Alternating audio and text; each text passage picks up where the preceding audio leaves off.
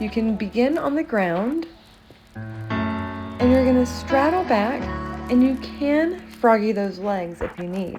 Now, it's okay if you jump into this, because the more you drill this, the more you train it, the more you'll be able to do it without jumping. And then before you know it, you'll be in the air off the ground just like this. And then eventually you'll be to where you can climb up like this to this height and do it in the air.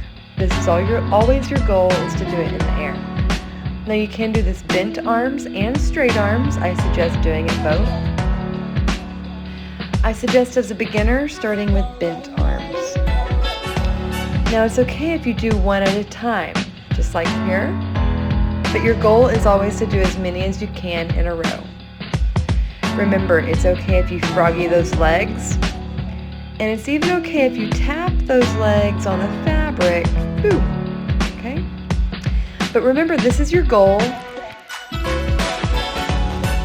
And if you're a beginner, do begin with bent arms, but you can train both straight and bent.